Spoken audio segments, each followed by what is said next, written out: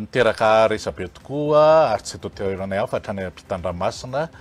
ny fivoahany izay vokatra hafahafa izay.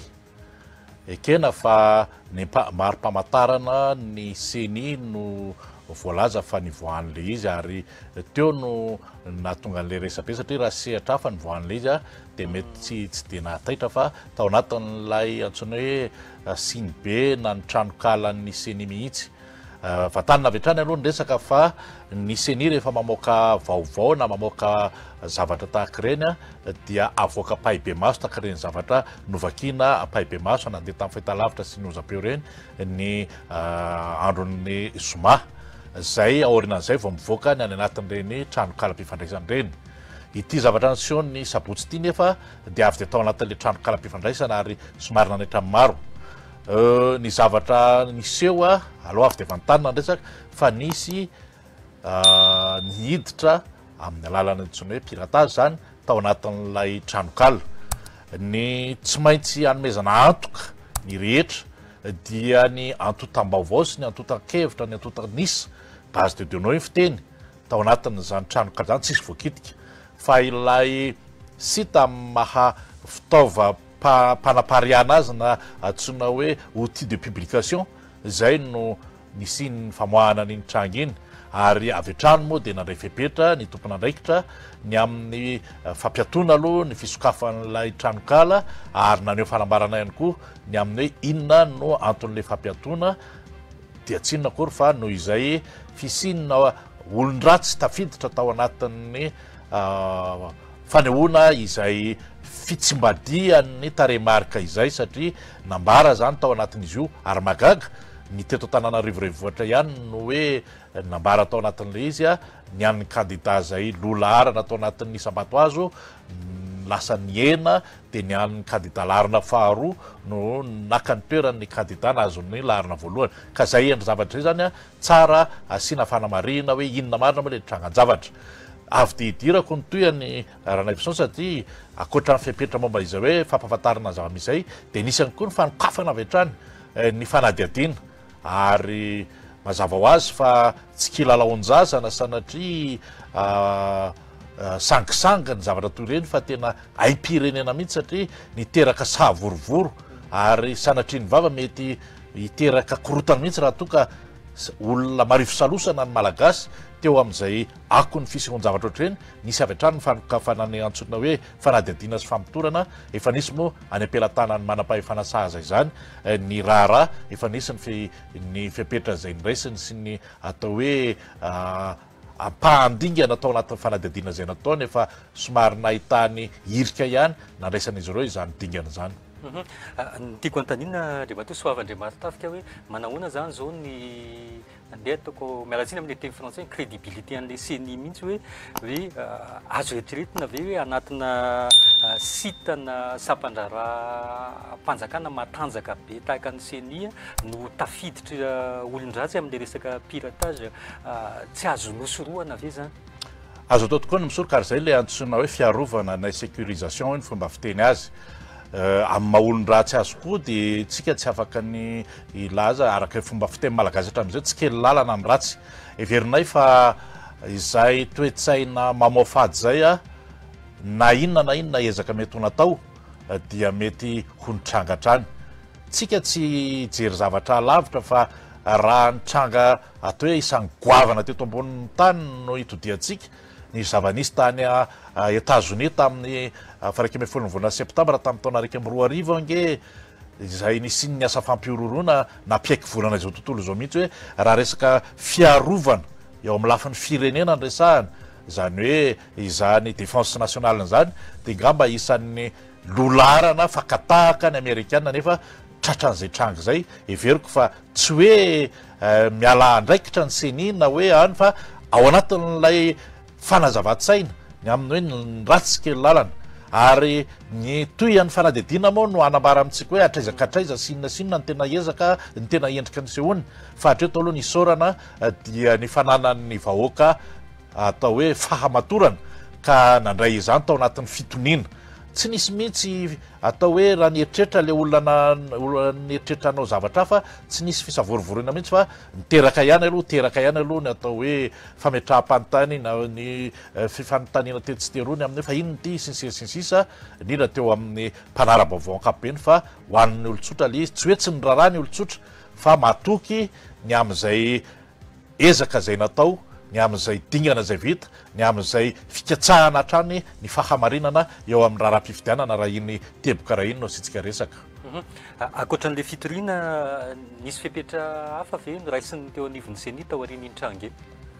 ny fepetra dia misy ary ao mbola zay koa manao ny fanadihadiana anatiny a akoatra ny zavatra fiainam-pelatany manam-pahefana fa zany rehetrarehetra mo everina fa ny hoavy no anambarany vokany a fa tsy mitomepoentsika eo anatrehany zavatra toreny satria tsy zava-bitika reny a raha amin'ny fiainan'ny firenena anjerena ohatra manitikidika kely ana le hoe le fanadihadiana anatiny mety azo eritreretina ve hoe misy miraitsy-kombakomba ihany koa zany eo anatiny eo tsika tsy afaka hiteny hoe tena tsy nisy nefa koa tsy afaka ilaza hoe tena nisy zay le antsoina hoe mahatonga le hoe fanadihadiana satria ny azo antoka aloha hatreto raha ny nataondrareo manam-pahefana teknisianina amin'ny lavitsavatra oatra ireny dia ny eo an'izay hoe piratage zay fa tsy hoe zavatra tao anatiny nisy nihiditra dia nanao anitsy na nanao androa ka izay piratage zay atraizany mety ho fifandraisany amin'izy zay zany aparaingo mipetraka avokoa ka iverina fa zay fanadihadiana zay no hamaly ny fanontaniana zay manitikitika amin'ny maro raha ny fahitana azy dia ndeha ataoko hoe ny seni mihitsy no lasibatra ao anatin'le fihetsika ohatran'izao zany ohatrany hoe ny seni zany loha laharana ohatrany hoe manaratsy an'le voameram-pirenena maly tena misahana ny fifidianana mihitsy a le tranga tahaka anytony ahoana ny nandraisan'ny seni an'izay ndeha ataoko hoe izay fomba fihetsika zay mihitsy amin'ny ankapobeny zay manokana aloha marina fa taitra ihany a amin'ny lafiny ray satria ny filohan'ny seni Andriamatoa Andrianariseny Damarisena tamin'ny tolakano sabotsy io sy ny tenako dia nandray anjara tamin'ny fanambarana ny vokatra vonjimaika tany afaritany Antsiranana tany zay nandre an'le izy tsy hoe sanatria hoe manamaivana na namelanja inona fa ny zavatra takineny a dia mifanojo na mifandray na mifamatopaka raha mifamakavakanay manokana mifamatopaka amin'ireo everina ho fanelezana vaovao tsy marina tamin'ny fotoana rehetra ny dirana atao anatin'ity dingam-pifidianana ity satria betsaka ny vaovao tsy marina betsaka ny finiavana anambara zavatra tsy marim-potitra tsy misy izay moa dia miezaka mandrakariva akoatra amin'ny fanazavana zay atao miezaka mandrakariva mitandro ilay antsoina hoe fitoniana dia nanambara ny amin'izay fifanjono zay eo amin'ny hoe misy tena finiavana anakorotana fiarahamonina mihitsy fa tsy ny seni irery tsy ny seni inge fitaovana na rafitra iray rafitra iray nanankinana andraikitra eo amin'ny fanomanana sy ny fikarakarana ary ny fanatetarana fifidianana fa ny akony avatsy reny tsy hijanona eo anivon'ny seni fotsiny fa le fiarahamonina ankapobeny mihitsy ary tsy ho diso angamba ny fisainana raha toka amaritra avy hatrany amin'ny hoe tetika entina manakorotana ny fiainan'ny fireneny reny trangan-javatra reny fa tsy sangisango zahay na kilalaon-jaza inona zany zao no toyny le raharam-pifidianana amin'ny akapobe mihitsy taoriny le famoahana ny vokatra vonjimaika iny a ny seni ve naray fitoriana na fitarainana tao arinany le voka-pifidianana mihitsy ny fitarainana nisy a amin'ny lafin-javatra raharam-pifidianana moa ny fitsarana amisahana ny ady fanolanana fanjakana ny tsony hoe tribunal administratif amin'ity raharaha ny fifidianana be ny tanàna sy mpanolo-tsaina ny tanàna ity ny tribunal administratif no men'ny lalàna fahefana handinika ireny fitarainana sy fitoriany ireny araka izay antoto-taratasy tonga eo aminy sy ireo firaketana an-tsoratra ireo antoto-taratasy ny ainga avy eny amin'ny fandatsaham-bato ny fandalovany tao aminay a mety midingana ihany na fampahafantarina ihany fa tsy manana fahefana handinika ireny mihitsy zay fa na le atota-baovao antota-taratasy mirakitra mivoaka-pifidianana antsony hoe procès verboise dia tsy maintsy ny vokatra ny angavenany evon'ny birao fandatsaham-bato ny fotoranay kirakirain'ny seni ampidirina anaty milina solosaina na ahafahana namoaka ireny vokatra tamin'ny faritany enina ireny Tamin'ny fifidianana solombavam-bahoaka farany teo nisy mangataka an'le fampitahana fitanana an-tsoratra mbola nisy ve zany tamin'ity indray mitoraka ity dia mbola afaka atao afaka natao ve zay nisy ary nanao an'izany na ny tany anivon'ny rafitra isam-paritany zay moa no misahana fikirakirana ny vokatra tamin'ity fifidianana be ny tanàna sy mpanolo-tsaina ny tanàna ity structure provinciale ad hoc rafitra manokana isam-paritany amin'ny fikirakirana ny voka-pifidianana dia indray ny vohim-paritany tsirairay avy nisy an'io rafitra manokana io dia nisy zay fampitahana izay tamin'ny faritany sasasasany kosa aloha fa tsy ny rehetra na ny teto Antananarivo ara dia nisy zay ny zavatra atao hoe azo ambara momba izany tsy hoe misy tsy azo ambara nefa raha miteny izany zay dia hoe tsy nahitana endrika ny amin'izay hoe fifandosoany tarehimarika ny ainga avy any anivo miboravatan-tsambato zay ny fampitahana zay nangatahanyireo mpisehatra tamin'ny tao anivon'ny CENI zany. Ny tiako atongavana hoe ny CENI ve zany tsy afaka raha ohatra hoe manamarika nde tranga tsy de araka ny tokony ho izy nareo ihany koa ve afaka mitondra ny raharaha eo anivon'ny tribunaly administratif misy fanamariana mihitsy miainga avy any amin'n'ivon'ilay antsony hoe SRMV ilay rafitra natao anangona ny voka-pifidianana eny anivon'ny district io zareo reo dia efa misy fitanana an-tsoratra ihany koa arak'izay zavatra raisiny eo alefa miaraka amin'ny antotatara rasy rehetra any amin'ny fitsarana ohatra izay koa anivona CENI izay nanao fikirakirana ny voka-pifidianana dia misy koa zay firaketana an-tsoratra zay alefa eny anivon'ny fitsarana izay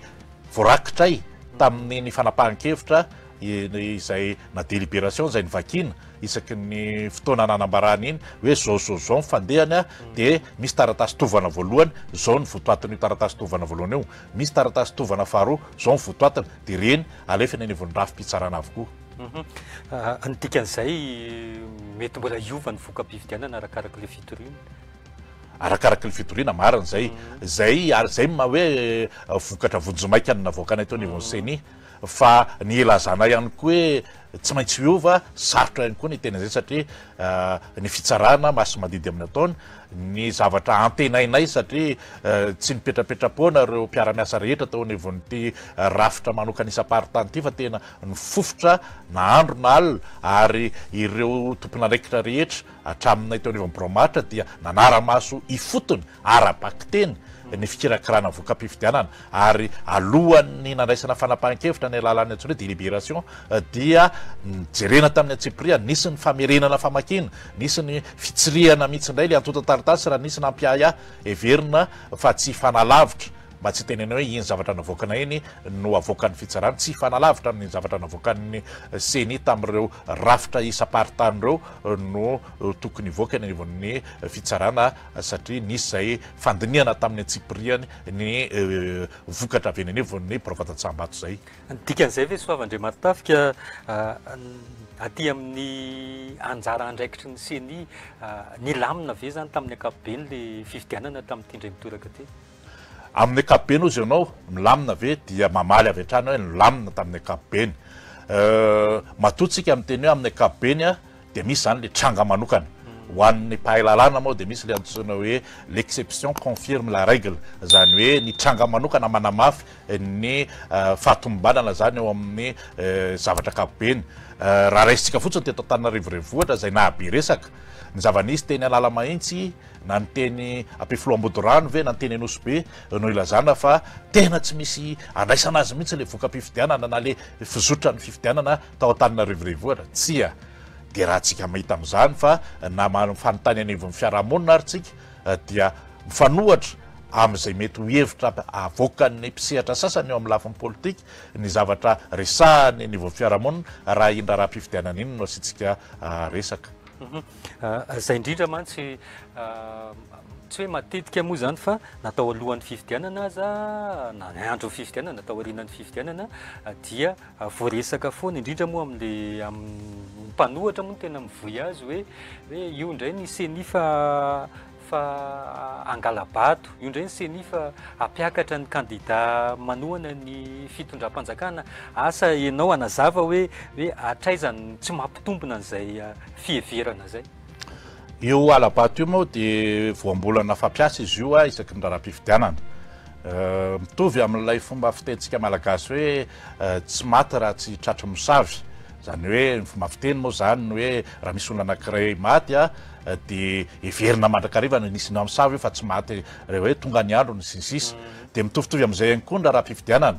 rehefa tsy mahomby ianao eo am'le hoe fanantenanao ny vokatry ny fifidianana dia hoe nangala-bato ny mpiandraikitra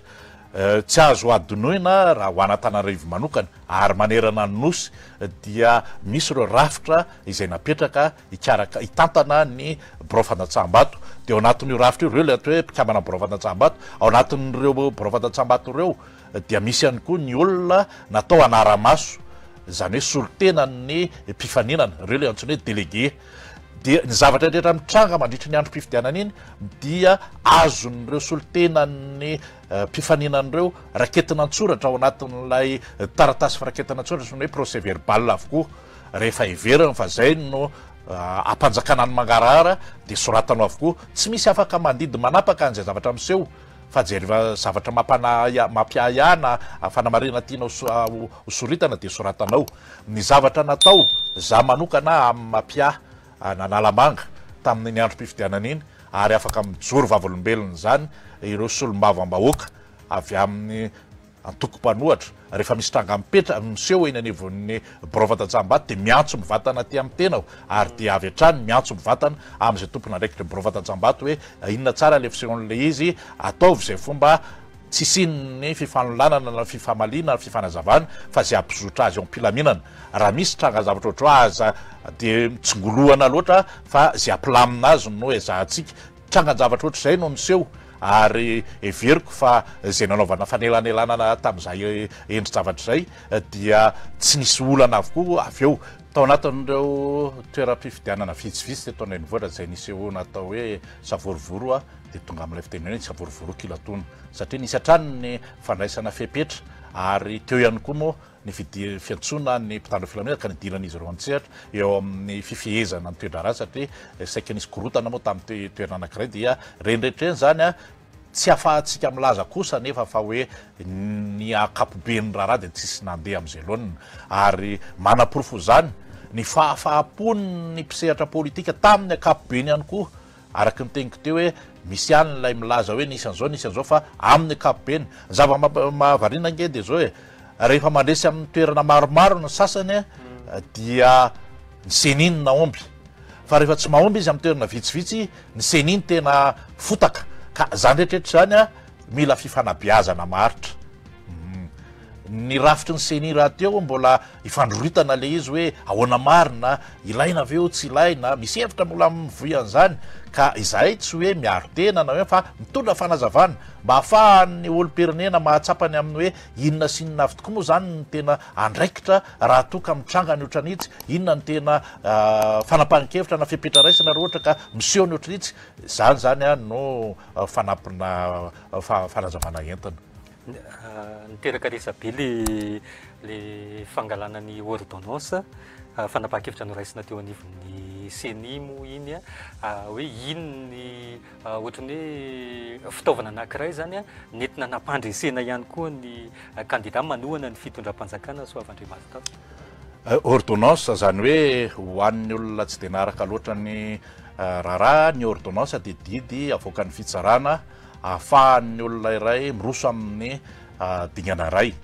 tamin'ny fotoana tany aloha tany tany amin'ny repoblika faharoa tany ny ordonnance dia alaina ho an'ireo olona tsy tafiditra anaty lisitry mpifidy ahafahan'le olona iny mandeha avy hatrany eny anivo borofandatsaham-bato mifidy aty amin'ny lalàna tateorina nefa izay miatra am'izao fotoana ao amin'ny andinin'ny faharoa amby efapolo dia io ordonnance io ihany no any ahafahana misoratra anarina manokatra indray ilay lisy mpifidianana ahafahan'ny olona misoratra anarina raha to ka tsy tafiditra anatin'ny lisy mpifidianana izy taorian'ny fanakatonana ilay fanavozana ny lisitry mifidy isaka fa 10 ny volana me lalàna io fa tsy hoe fanapahan-kevitry ny seni ny fampiarana azy no mety tsy de fantatry ny olona loatra fa betsaka ny vanim-potoana nisy ny vanim-potoana nampiarana azy io fa tsy mety tsy de ren'ny olona loatra tamin'ity fifidianana be ny tanàny tya no naresaka loatra izy io satria nahoana tsorona fa raha nisy ny fanavozana tanteraka ny lisitry mifidy na ny antsoina hoe refonte liste des électeurs tamin'ny taona 2 amby roapolo sy 3 arivo 3 amby roapolo sy 3 arivo de nisy sokajin'olona teto amin'ny tany sy ny firenena antoko politika firaisamonim-pirenena olo-tsotra ny taona sy nanentana mihitsy ny olo-pirenena tsy hisoratra anarana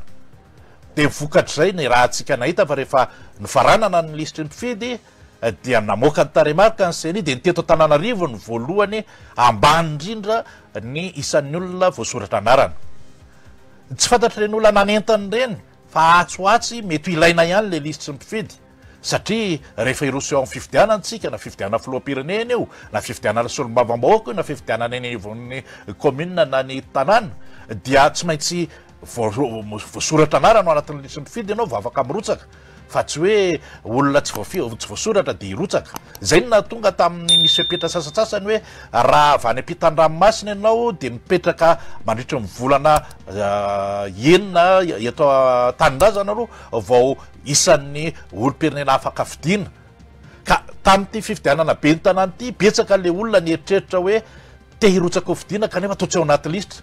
izy tsy hiteny mihitsy hoe zay ny tsy nisoratra na nisoratra rehefa latsaka fa tsy ao anaty listra fotsiny de ahoana zany de ho zay hoe misy an'io andininy faharoa amby efapolo io nge ao anatin'ny lalàna izay mamezo ny olo-pirenena mahafenony fipetra hisoratra anarana rehefa mahazo an'izay alalana avy amin'ny fitsarana zay de tsorona fa tao anatin'izay fotoana zay indrindra no nangataka fionana taminay tao anatin'ny birao mahatry ny seny ny mpikambana anatin'ny birao politika maromaro avy amin'ny atoko maromaro avy amin'ny atoko anankiray asa mety natsapa angamby izy hoe vitsy loatra ny olona tokony hanohanandry zareo ka tokony hisoratra anarana fa de nanao karazana dinikasa mihitsy zay moa efa nandray fanapahan-kevitra hoe azo atao tsara mihitsy mampiatra an'io ny fotoana zay ampiarana azy no ferana hoe ifanojo amin'ny fanavaozana ny listry ny mpifidy isa-taona zay manomboka amin'ny voalohan'ny volana desambra raha toka tsy sina fetrany ho amin'ny fiatriana fifidianana be ny tanàna fa alao faranana amin'ny vanim-potoana ohatr'izao de rehefa mifanakalo hevitra teo de antovy ny fomba fijery ny zavatra zay napetraka reo ao anivon'ny birao politika sy solomavoaka avy amin'ny atoko anakirareo de hoe ahoana zany ny fomba ahafahana milaza izany rehetra zany de hoe amin'ny alalan'ny serasera ihany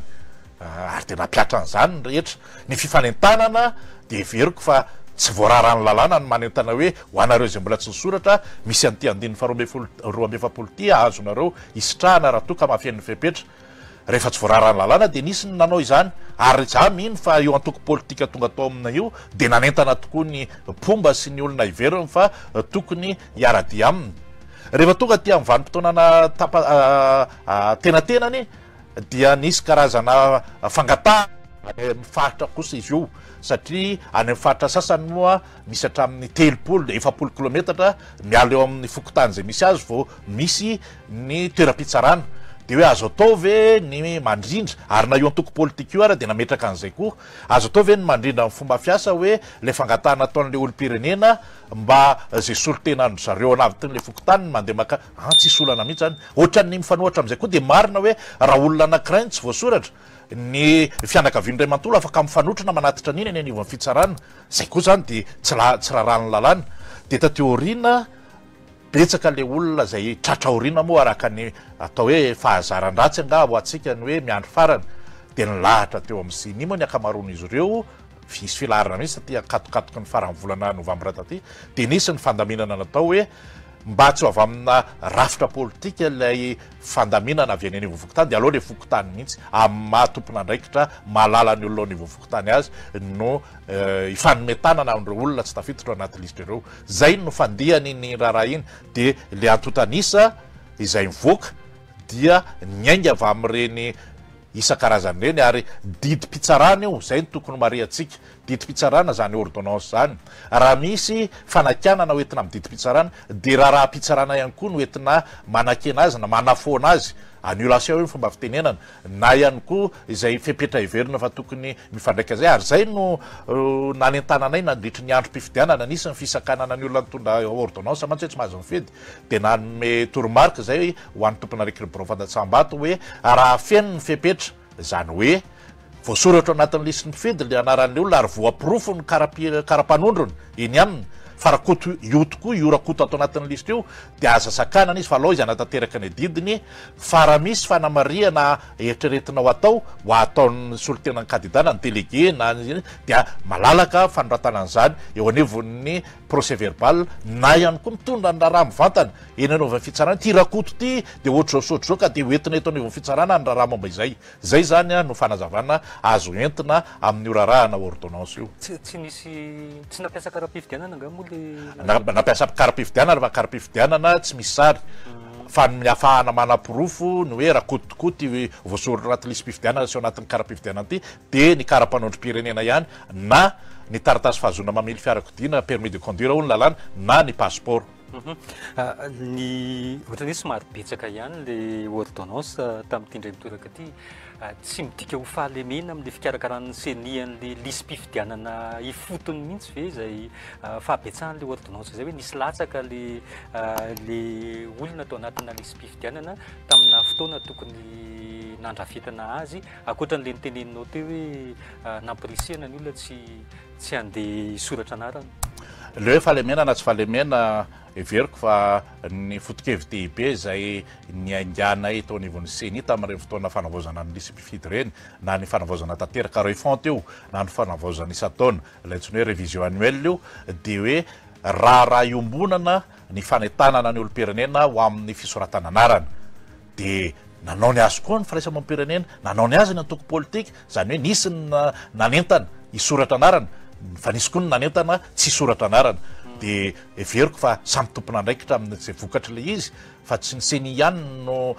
lazaina hoe nanana fahalemena raha nisy ny tsy hoe vitsy kory fa hoe nisy ny tsy nisoratra maromaro kokoa raha miohatra amin'ny lisy-pifidianana talohany nanaovana an'izay fanavaozana tanteraka izay fa ahoana tokoa le nanahoana zany raha oharina ohatra hoe tamin'ny taondasa ohatra satria isa-taona misy foana le fanoratana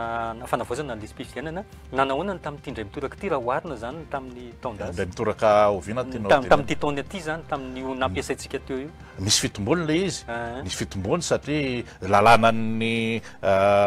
antotanisa eo amin'ny lafin'ny fanisanany ponina nge zany mihintso satria le ponina mitombo ary tsy hoe niteraka maly dia soratra androany fa le feno taona androany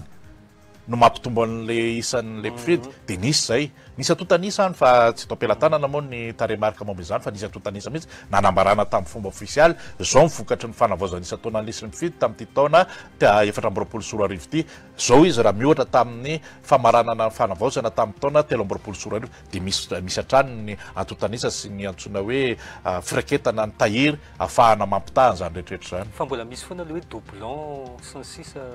io ane raha naifisao ady hevitra izy io satria tamin'ny fotoanandro raha ohatra ka tsarotsika le doublon io nanambarany zareo azy tamin'izany dia hoe le olona roa telo efatra mitovy karapanondro ohatra atsika amin'ny rahalahy zao no ny fadisonara teknika dia ny anaran'iray amanentsika rahalahy mety mitovy any anatin'ny lisitry ny mpifidy hoe samy rakoto zany ve mampiova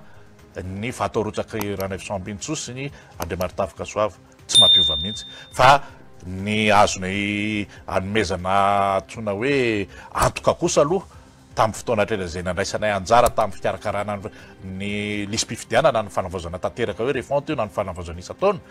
dia ny rindram-baiko na ny antsona hoe logiciel zay nampiasaina ary voapirofonyireo antsona hoe expert na manam-pahaizana manokana avy amin'ny firaisamonim-pirenena avy amin'ny antoko-mpanohatra nanao fanamarihana atao amin'ny seni dia voasoroka avokoa ireny rehetra zay no heverina hoe sady misoratra any andramo maneratra tsirabe izy misoratra dia kazoto izy misoratra any atseranana mety tsy no ny afetsena na ny eritreridratsy eny mahatonga an'izay fa no ny asa mandraraha zay atao ka tsy nahafaty le fisoratana tary amin'ny toerana voalohany sy tary amin'ny toerana faharoa dia ka rehefa nampiasaina le rindram-baiko na le logiciel dia tsy karitra atao avokoa reny dia voafafa ilay anarana zay miverina fa ny taty amin'ny farany ihany no voatana raha tsy diso ny lalàna ohatrany manome fahafahana ny candidat na ny mpanohana candidat hanara-maso an'le lisy-pifidianana hatreo anivon'ny seni na ny rasa mangaika ny seni mba nisy nanao an'izany hoe tamin'ity indray mitoraka ity sa le miresaka ty ivelany fotsiny nisy ny fanaraha-maso ataon'izy ireny amin'ny alalan'io trano kalazay aparitaky ny seni io fa akoatr'izay ty de zava-baovao nataonay mihitsy a tamin'ny fifidianana filoam-pirenena ireo mpisehatra rehetrarehetra zany hoe ireo mpifaninana de nomenay clusb mirakitra ny lisym-pifidianana ahafahan'izy ireo manara-maso any amin'ny braoany na any amin'ny QG-ny any hoe ahoany ty lisym-pifidianana ty mena tsirairay mihitsy zay hoe naka sy tsy naka tsy anjarany senenay zay nisy aloha tsy naka fa finiavana sy ny fahavonona ny seny ampanjaka ny mangarahara na tonga anay nanome an'izay clusb ho an'ny tsirairay zay verina kely le ordonnance Soavandriamartafika hoe nisy fotoana nidina teny amin'ny CNI mihitsy ny mpanohana ny avy eo amin'ny team zany hoe nangataka andinindiny mikasika an'le ordonnance de nilaza hoe tsy nanome ny CNI hoe naka dika mitovy amin'ny resaka ordonnance sy ny lisitra rehetrarehetra tsy nanome ny CNI asa inona ny mety ho antony antony tsy misy ary diso ny filazana fa hoe tsy nanome zay fa ny taratasy nentin'izy ireo mivantana amin'ny filohan'ny CNI Andriamatoa Damarsena Andrianasedo tsy teto Antananarivo izy fa nandeha tany amin'ny faritany izahay no sy ny tony-panatanteraka no nandray an'ireo olona nitonan'io taratasy io mifanazavana entin'izy ireo nafatarana votoatin'le taratasy ny lafin-javatra ohatr'ireny voalohany aloha tokony ajaina zany le arofenitra rehefa nisoratanao amin'ity olona ty le izy de io faharoa amin'ny lafin-javatra tahaka ireny ihany koa na inona famaizanao na inona famaizanao ny didim-pitsarana rehetra mivoaka tany amin'ny faritra rehetra manerana nosy tsy ho azonao eo mihitsy satria faritra rehetra manerana nosy anie nisy didim-pitsarana na ordonnance avokoa fa tsy ny hoe teto andrenivohitra ihany fahatelo eo amin'izay endri-javatra izay mampalahelo ny fihetsiky ny mpisehatra politika sasany eto amintsika rehefa miona ao anatina toerana iray ao anaty birao ianao na izy manatona anao na ohatrany dia milamina ny resaka tsy misy hevitra mifanohatra mihitsy na hoe fifamaliana fa rehefa mivoaka ao anatin'le fionana de zavatra hafa nyresahanao rehefa misy mpanao gazety manontany anao de ohatrany hoe ianao zay mitatina niny raharaha iny amin'ny mpanao gazety zany ny tompon'le fahamarina matetika zavatra mifanohatra amin'ny zavatra zay iresahana ao anatin'le fionana no ambaran'le mpisehatra politika sasany ka somary mampalahelo izay moa tsy sanatria tsy ny hoe ifamaly anatina hainao manjery no antondrarahanay fa ny manatanteraka ny asa de mitondra ny fanazavana ho an'ny vahoaka izay vokatry ny asa zay nitanterahana fa raha atao hoe olany andro amin'ny fifamaliana etsy marina fa misy akony ihany eo amin'ny rafi-pisainan'ny fiarahamonina ny hevitra voiziny ohatr'ireny fa ataonay ao anaty sobika anankiray hoe raharano lalàna ny manely vaovao tsy marina sy manao tsao sy ny sisa ka tompona ndraikitra amin'izay vaovao tsy marina sy fanelezana zavatra tsy mari-pototra izay manao izany fa ho anay ny asa mandraraha ho amin'ny fanatanterahana ny andraikitra zay nanraha ny lalàna sy ny firenenanay no imasonay eo anivo ny CNI ny amin'izao fotoana izao ny ohatra na manokana zao tao anatin'ny sita no nijery an'le andinindiny momba ny ordonnance misy ao anaty sita zany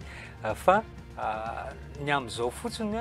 no hoe anao ahoana indray zany de vetina kely amin'ny resaka tany am-piandohana hoe mety hoe mbola ho atokisan'ny olona ve zany vaovao ao anatin'ny sitany CNI io na nolona le zavanitranga ny farany herinandro teo araka ny teko aminao tery aloha ny antotan-kevitra sy ny antotanisa rehetra base de données ny fomba fiteny tao anatin'ny tranokalan'ny CNI tsy nisy votoana mihitsy fa lay fitaovana amin'ny makirakira-panapahariahana vaovao ny site na le antsony hoe outil du publication azy iny zany no niaran'ty atao hoe piratage ty dikan'izay tsy misy zavatra tokony azontsika aiahina mihitsy ny amin'ireo antotan-kevitra rehetra sy antotan-taratasy na antotanisa rehetra zay efa nifandraisana tamin'ny olo-pirenena na izany na tsy zany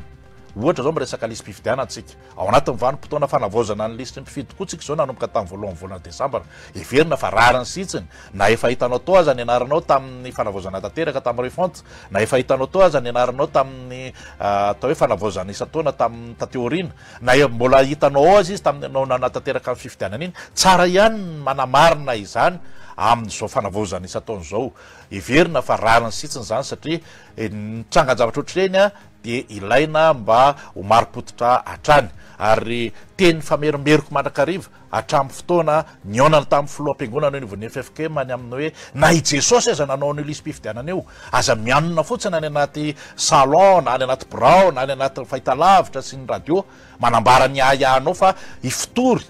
miditra ny fotony mihitsy manamarina an'lay voasoratra na tsy voasoratra de amin'izay fotoana zay miala ho azy ny ahiahinao efa ara-tsy mpanana ara-tsy toetra kosa raha ohatra ka iziriziry amin'ny fiaya iny ianao nefa ianao efa nanamarina ka nahita fa tena tsisy tomika le zavatra ohatra. Anay ohatra hoe mijery tany anaty tranonkaly Ranaivosan, izy io koa mila fahamailona satria eo amin'ny lafiny teknika dia ny anarako zao Andria Martafika, dia iny ijery hoe Andria Martafika, tsy ahita ao mihitsy ianao zany raha ohatra hoe voasoratra Randria Martafika, lasa misy air eo amin'loana, ka mila fahamailona sy mila finiavana zany ny mijery zay le hoe fijereny fotony. Ka zany rehetrarehetra zany matoa resahana de trangany seo daholo. Misy olona aira fotsiny no nampitombony anarany na niala tao anatin'le anarany dia tsy nahitana lesy tany anatin'ny trano kala-pifandraisana na nampiovany boky nahitany azy satria taloha izy niaraka tamin'ny fianakaviany rehefa nasiana aira na niala ny aira dia lasa ry amin'ny tranon'olo-kafa nisy ny anarany. Zany zavatra niseo zany ary ilana zay le hoe tsy maintsy mikirakira ifotony ianao mba hahafahanao miala am'izay azay. Zany tsy manala andraikitra ny izanizy fa everina hoe ao anatiny dinga fanarenana dia ifandrombonana le izy ary ny fanaraha-maso ataon'ny olo-pirenena dia fanampiana tantsoroka ngeza be ho an'ny seny eo amin'izay fanavozana zay. Efa misokatra zany zao le efa miverina misokatra ny tranokalan'seny. Raha ny andao aloha tsy mbola miverina satria mbola anatin'ny fandaminana kapeny zay. Fa miantoka amena koa dia arak'izay le nitambara teo hoe tsisy voaketika mihitsy ireo antotanisa sy antotakevitra mipetraka ao anatin'io siny be io. Mateti-piavy le hoe misy olana kely dia tonga any amin'ny seny iny mpanao politika mandeha midina ifotony eny, tsy ohatran'ny karazana pression ihany ve anatina vanim-potoana ny fifidianana tahaka an'izao ny fihetsika ohatran'ireny Soavandria Martafika? Zay aloha tsy nandray azy hoe pression na fanerena fa nandray azy ho isan'ny fiaraha-miasa ary zay no amin'ny fotoana mpifidianana mantsy misy le antsoina hoe formation en permanente azo fitenenana, zany hoe ny candidat tsirairay na ny antoko politika dia manana solotena miaraka aminay eo anivon'ny bromatra rehefa misy raha hodinina dia manana an'izany daholo reo mpisehatra reo, indrindra le vovonana politika, zany hoe le antoko politika mivondra na antoko politika manana candidat atao hoe masehaka tana faritra maro, fa tsy azonay natao satria manahirana dia ny nampiantso ny solotena ny candidat tsy miankina. Sarotra mantsy nana hoe iza ny solotena rakota, iza ny solotena fa na izana zany any anivon'ny raha tsy mangaika ny seny any amin'ny district dia afaka misehatra ao amin'izay rafitra tsy maharitra zay ihany koa ireo solotenan'ireo candidat reo. Ary zany rehetrarehetra zany dia tafiditra ao anatin'ny fiheverana mazava-dehibe le fiaraha-miasa, mitondra hevitra izy ireny, mitondra fanakianana izy ireny ahafahana manarina ny zavatra zay atao hoe madinana tokony tetenana, tsy ao anatin'ny atezerana na alahelo mihitsy fa raisina mpitiavana zany zavatra rehetrarehetra zany. Ny andrasantsika moa zany ny voka-pifidianana ofisialy fa tamin'le namoaka ny voka-pifidianana Vonjomaika teo nisy nanao fanamarihana hoe naninona hono tsy navoaka birao mpandatsam-bato isaky ny birao mpandatsam-bato le izy io le tsy manao ihany no be fanamarihana zay tsy misy misakana anay tsy amoakan'ny birao fandatsam-bato isaky ny birao fandatsam-bato ary any anatin'ny siny be tranokalan'ny seny azony atao mijery an'izay. Io moa tonga amin'ilay fitenenana hoe nde mandeha vahiny tao amin'ny fahitalavitra iray dia nanamarika izy ireo maninona io lisy mpifidianana io raha atao petadrindrina dia haiko tsara mihitsy mantsy ny toerana misy an'io fahitalavitra io teny Anosipatrana ary fantatro tsara mihitsy ny tanàna miala eny Anosipatrana ka hatreny Antanimena raha ohatra ka mandalo amin'iny lalana route de l'abattoir taloha moa no etsino azy lalana naivana Ramanatoanina patomeny amin'ny Kiandranianjaka sy ny sisiny dia ozy hoe raha birao pokotany isanisany amin'ireo tanàna zay lalovan'ireo no temerina lisy mpifidianana, fomba ahoana ny ahafahantsika mieritreritra ny fahafahana manao izany amin'ny lafiny teknika, tsy misy resaka inona mihitsy fa lafiny teknika, fa maninona raha mionontsika amin'ilay boky mirakitra lisy mpifidianana izay apetraka ao anatin'ny fokotany ahafahany tsirairay mijery amin'ny fotoana rehetra satria zay no natao hoe misokatra izy akoatra le any anatin'ny tranokala zany dia misokatra ny hoan'ny rehetra ny lisy mpifidianana, fa mila voatsiariny ny olona sasany ka hoe apahibe maso dia atao temerina ny trano rehetrarehetra manomboka hatrany Antanimena ka mandalo anao atao madinika ka tonga tia isotry anaty hazo Andranomanalina Andavamamba ilany vato hatrany Anosipatrana zany ho an'iny faritra anankiray iny dia voatemitra lisy mpifidianana avokoa mba alao apetraka tsara le fomba fisainana fa tsy maniditsidina jerentsika ny listy ny afa-panadinana rehefa misy ny fanadina BEPC na fanadina baccalauréat fa ndraindraiky tsisy 2 minitra koa reo aorinan'ny raha ratsy fipetraka zany izy aorinan'ny fanemerana azy de fa rovotra zay ve ny tombontsoa zay ny tanjona de verina fa rariny hitsiny ary masony rehetra kokoa raha lay boky mirakitra ny lisy mpifidianana mipetraka ao anatin'ny fokotany no raha ny tsirairay mijery amin'ny fotoana rehetra le voka-pifidianana mantsy ny resahako teo de mitovy am'izay koa le voka-pifidianana lala milaza fa ao amin'ny birao fantatsahambato vao vita lay fanisana dia apetraka petadrindrina eo amin'ny birao fantatsahambato rehefa vita ny fanisana eny anivon'ny SRMV de mametraka petadrindrina eo amin'ny biraon'ny SRMV zay ny lalàna mipetraka de ohatr'izay koa ny vokatra atao amin'ny aty amin'ny foibe misy any amin'ny tranokalo misy ny efa taterina amin'ny haino amanjery-panjakana izy indra tsarotsika tamin'ny fifidianana filoam-pirenena tamin'ny taona 1979 ny fanandrinan'ny kandida Aratsiraka sy ny kandida Zavaelibera de ny vakina isaky ny birao fantatsahambato koa akoatra ny fanamarena isan-karazany zay nentina nampanjakana ny Mangarahara tamin'ny tindray mitoraka ty natao isam-paritany le famoahana le vokatra inona ny everinareo fa lafy tsara ny tao anatin'ny fepetra iny tsy hoe lafy tsara na lafy ratsiny fa lay fepetra takin'ny lalàna na tonga anay ananao an'izay zany hoe amin'ny fifidianana nasionaly filoam-pirenena sy fifidianana nasional-mavomboaka dia ny fitsarana avo momba lalam-pandrenana zay eto Antananarivo renivohitra misy azy no mitsara azy ny SRMV isaky ny distrika no mandray le vokatra avy any amin'ny birao fantatsahambato ary mivantana aty amin'ny foibenseny fa rehefa fifidianam-paritra zany hoe élection territoriale amin'ny fiantsona azy be ny tanàna sy mpanao-tsaina ohatrany nataontsika teo dia ny fitsarana misahana ny ady fanolanana amin'ny fanjakana na ny antsoina hoe tribunal administratif no mamoaka vokatra ofisialy dia ny lalàna de mamaritra ny hoe ny voameram-pianena maleo tena fifidianana dia afaka mametraka zany ny rafitra isaky ny renivohim-paritany ikirakira n'lay voka-pifidianana izay avy hatrany de ifanindran-dalana am'ireo le fitsarana misahana ny ady falana fanjakana isaky ny renivohim-paritany reo de zay zany no antony mahatonga an'le izy fandaminana raha napetraky ny lalàna eo na resaka foana soavandriamarotafika ny tanàn-dehibe indrindra moa ny Antananarivo renivohitra tao anatin'ity fifidianana ity fa te antany anao nareo tsy na nitety faritra tany any mba nanahoana ny karazana ambiance tany amin'izay toerana nalehanareo indrindra tany amin'ny faritra tany raha hoe filaminana-kapobeny aloha de ao anatin'ny fitoniana avokoa ary nisy any ny feo eno feo izy zay tsy afaka namotipototra hoe petsaka ave miombokevitra am'izay feo zay sa vitsy fa nisy any ny feo eno maneho tsy fankasitrahana fa rehefa tena dinina le izy eo amin'ny lafin'ny fiarahamonina kapobeny dia hitanay amin'ireo sokajin'olona tonga manatrika amin'ny fanamarana ny voka-pifidianana moa zany dia atao hoe manaja ilay fanatanterahana fifidianana izy reny misy ny kandida sasany nandefa fisaorana tamin'ny fanasana azy reny anatrika fa nialatsiny kosa tsy ho avy zay satria noho izao sy noho izao zavatra samy manana fomba fieviny rehetra kanefa iverina fa ny fifanajana ny zava-dehibe mba hampanjakana ny fitoniana sy ny filaminana ny fandinihanao an'le tapahavitry ny mpifidy inona ny azo ambara tamin'ny tindray mitoraka ty raha ny manerana ny nosy ny jerena ka ampitaitsika ny fifidianana be ny tanàna sy mpanao-tsaina tanàna tamin'ny taona 2015 de nisy fitombony nisy fitombony zany tsy midika hoe nitombo daholo ny fahampifidiana rehetra fa nisy fitombony tamin'ny faritra sasany nisy fienany tamin'ny faritra sasany vokatra le ordonnance akory tsy vokatra ny ordonnance satria hitantsika ane zany io ane raha manao fanady adiana amin'ny alalan'ny antsona hoe sosiolozika atsika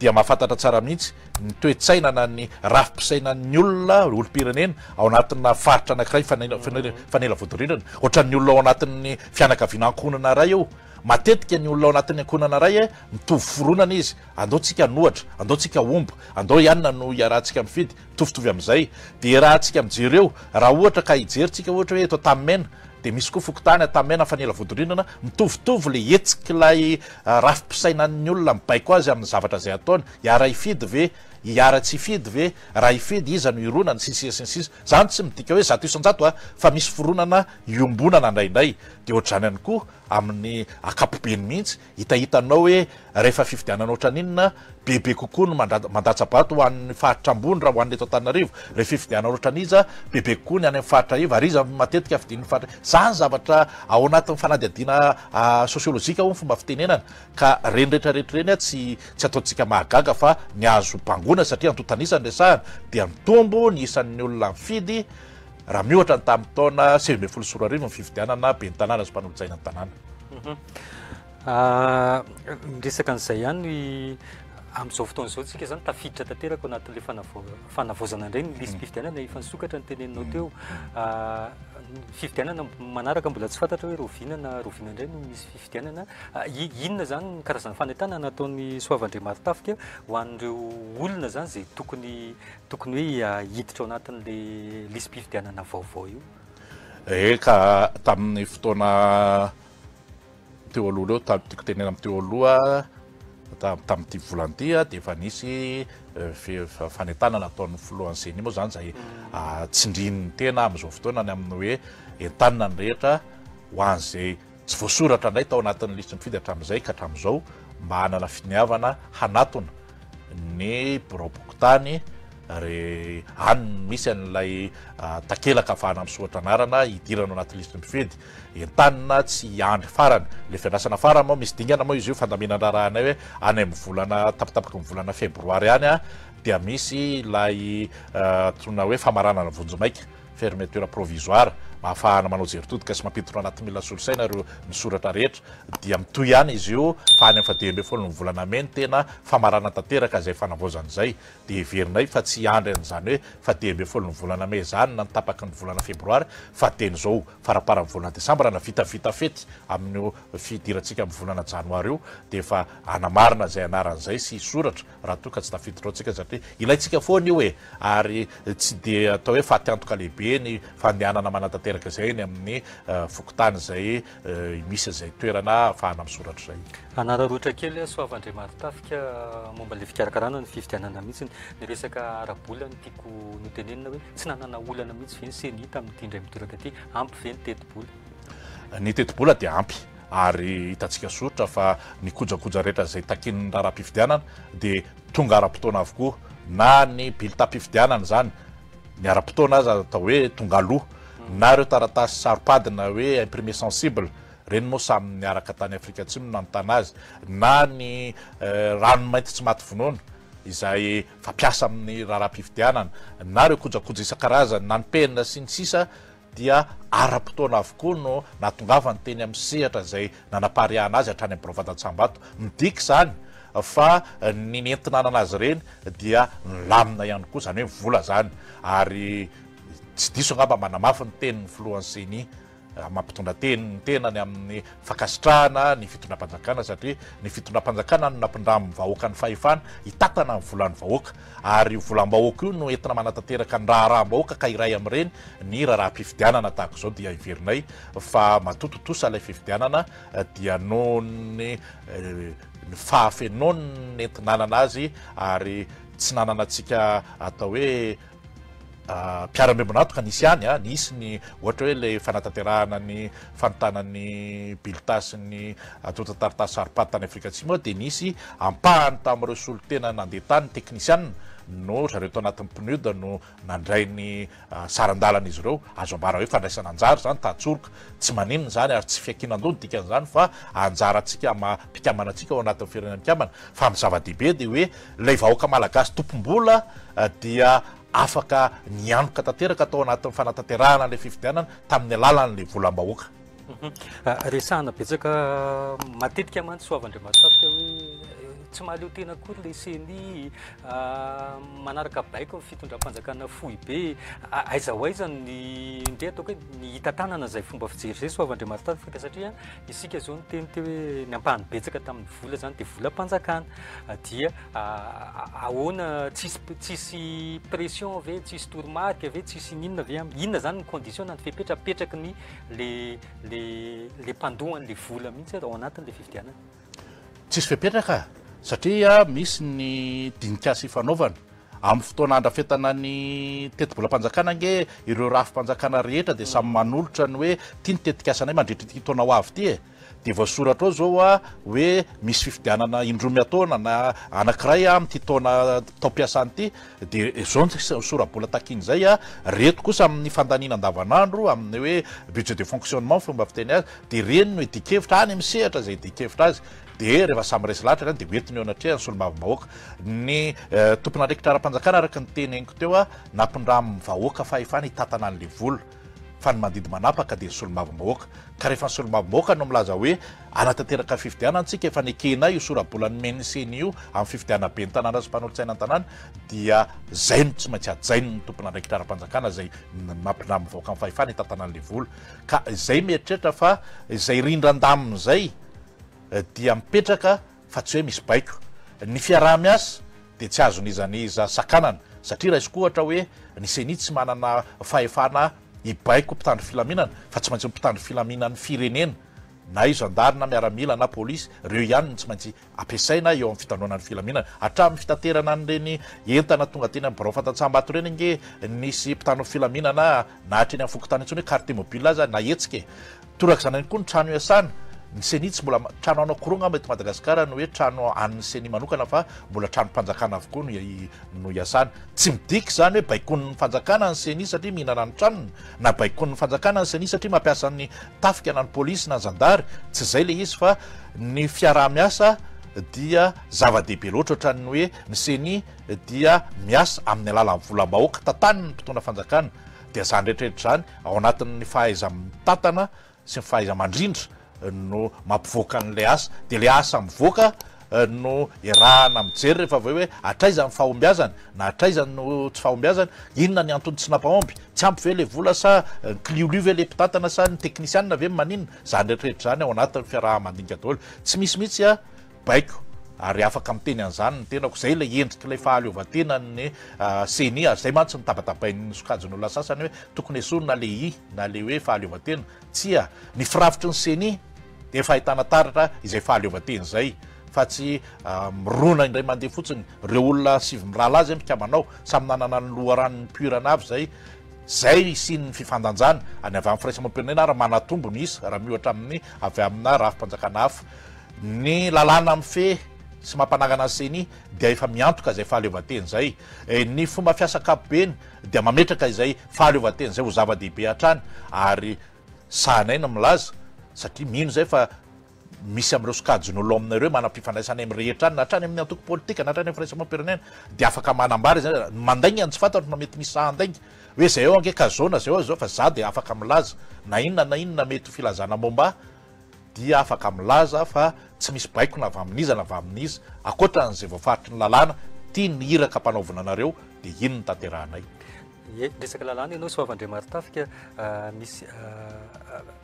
mety ny timpitenenina hoe nahafahanareo tena niasa ve le lalàna misy io satria raha ohatra hoe anao fanatsarana ny amin'ny hoavo zany zao mety hoe misy tokony hatsaraina ve ny resaka lalàna fotsiny resako amin'le fifidianana zay aloha everiko fa ara-tsimpanany milaza hoe tena tomika tena hoe tena tsisy olana hoe tena tsisy tomika azafady hoe tena tsisy olana io fa misy foana fanatsarana tokony atao sahala amin'ny lalàna rehetra maneran-tany io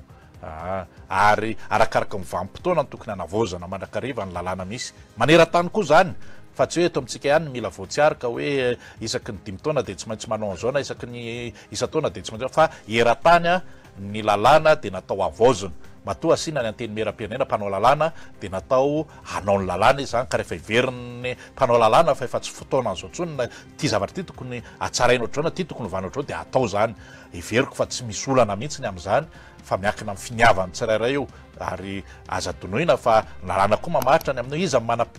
faharitany lalàna ho tompo-piniavana eo amin'ny fanolorana tolo-dalàna na fanolorana volavolan-dalàna initiative de loi ny fomba andikako azy amin'izay hoe tompo-piniavana zay dia ny olom-boafidy eo anivon'ny anteny mera na ny gouvernemanta dia iverina fa anana fomba fiasa mahay maka ny hevitry ny olona ahafahana mamolavola rijateny-dalàna ho amin'ny fanatsarana ny zava-misy na lalam-pifidiana io na lalàna hafa ireo lay tompo-piniavana lazainy lalàna fa afaka manolotra lalàn'ireo ny gouvernemanta sy ny parlementaire zany zay indrindra ny Soavandriamartafika mietrehitra hoe nisy an'le olana ordonnance ny mpanao fanakianana solombavam-bahoaka mpanao lalàna afaka manana afaka manova an'le lalàna manana fahafahana hanova an'le lalàna lasa manjary aty ivelany no manao fanehoan-kevitra andeha ataoko hoe ohatrany hoe faneho-kevitra tsotra fotsiny nefa ianao afaka manao an'ilay izy. Marina zay ary zay no ndray mandeha vahiny tao amin'ny fahitalavitra anankiray ny tena dia nisy solombavamboakaray teto anila nanakihana mafy ny amin'ny fomba fiasan'ny fokotany na filoha-pokotany dia ozy aho hoe raha-pifidianana mazava ny ny voalazany lalàna izay seny manokana tsy manana fahefana iteny hoe tendreo io filoha-pokotany io na fidio filoha-pokotany mety manan-kevitra finiavana ao amin'izany ny eritreritry ny tsirairay fa amin'ny marafitra ny seny tsy manana fahefana teny an'izany zahay fa ny azonay ny atao zahay raha resaka filoha-pokotany manokana andresahana dia ny nametraka hoe aza atao filohan'ilay rafitra mpanao fanisambahoaka mpanisa mpifidy teny vofokotany le filoha satria hoe mitongilana amin'izay dia alao le olona hafa ivelan'ny filoha zany hoe olona tsy manana fiandaniana raha eritreretiny hoe manana fiandaniana le filoha ny akoatr'izay dia anjarany nenivon'ny parlemanta manao hoe ataovy zay isin'ny fifidianana filoha-pokotany fa tsy mety le fomba fanao amin'izao fotoana izy moa ny alaala ihany everina ohatrany tsy tompona ndraikitra ny tena fa miseny ihany na tsy nahazo karapanondro ny olona ray dia niseny ao anaty raha-pifidianana tsy nahazo kopinaterana ny olona ray dia niseny tsy nahazo taratasy aza ino hoe ara-dalana amin'ny hetra le olona dia niseny tsy nahazo taratasy momba amin'ny zony olo-pirenena na ny certificat de nationalité dia niseny zany zavatra etra zany everina fa efa ara-tsy toetra kosa mauvaise foi ny fomba fiteny. Ia, efa lasa dia lasa ny fotoanantsika omeko teny farany Soavandriamaty Tafika. Ny teny farany dia voalohany aloha maneho fakasitrahana ny vahoaka malagasy teo amin'ny atao hoe fitondran-tena nandala lay fifanajana ary nampiaina lay fitoniana indrindra ao anatin'izao fiandrasantsika ny voka-pifidianana ofisialy zao ary indrindra everitsika fa zava-dehibe noho zany ny mba hahafahantsika olo-pirenena rehetra isam-pianakaviana isan'ankonana mampifalifaly ny pray ankonana amintsika amin'izao ankatoka ny farany taona sy ny fetin'ny krismasy zao ka ny raharaha-pirenena mandava-taona ary rehefa ho avy ny taona 2024 dia isindray ny dingana anankiray seho anankiray na roa na telo arakarak'izay fitrangana eo amin'izany raharaha-pirenena zany dia manentana mandrakariva amin'ny fandraisana anjara ny tsirairay fa rehefa tsy mandray anjarantsika dia ny olona hafa ny mandray toerantsika dia manenontsika ka eto dia mirary sahady ny tsirairay ny isan'ankonana mba anakalaza ao anatin'ny firavoravona sy ny fifaliana izany fety amin'ny farany taona sy ny krismasy zany.